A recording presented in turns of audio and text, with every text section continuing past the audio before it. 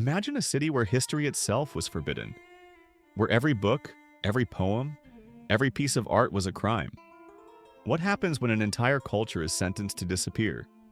And what if one ordinary person dared to defy an empire to save its soul? This is the story of a guardian of knowledge and a library of secrets.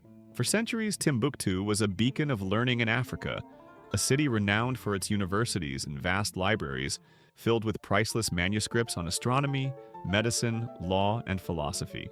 This is not just ink on paper. This is a conversation with our ancestors. They teach us not only of God, but of the stars, of the body, of justice. But when extremist forces, intent on erasing this rich heritage, swept through the region, Timbuktu's legacy faced annihilation. Meet Alima, not a warrior, not a politician, but a librarian. Her life was dedicated to these fragile pages, these whispers from the past. As the darkness descended and the world watched helplessly, Alima knew she couldn't let centuries of wisdom turn to ash.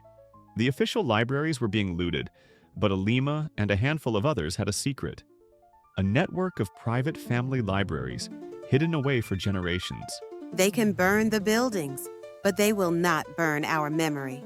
We will move them, all of them. What followed was one of history's most audacious rescue missions of knowledge.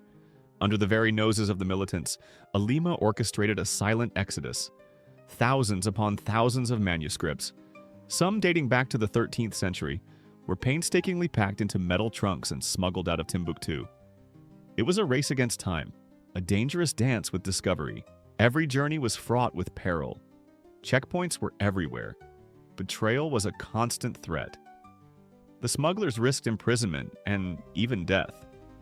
Alima herself lived under a cloud of suspicion, her every move watched. Yet the flow of knowledge continued, a defiant stream against a tide of ignorance.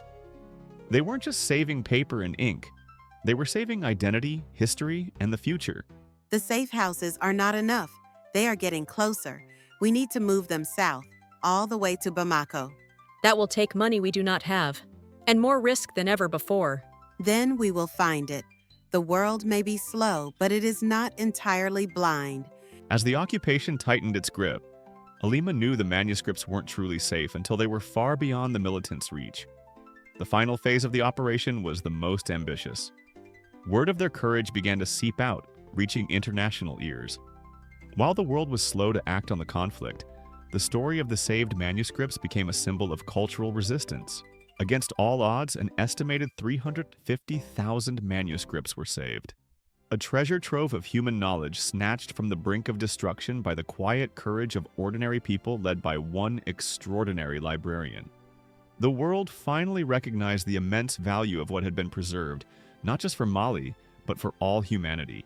Today, efforts are underway to preserve, digitize, and study these incredible texts, unlocking their wisdom for new generations. Alima's bravery ensured that the voices of Timbuktu's golden age would not be silenced. She showed the world that libraries are not just buildings. They are sanctuaries of the human spirit, and librarians their fiercest protectors. Her legacy is a powerful reminder that one person's conviction can indeed change the course of history. Alima's story teaches us that heritage is precious and fragile, and that the fight for knowledge is a fight for our very identity. It reminds us that heroes often don't wear capes.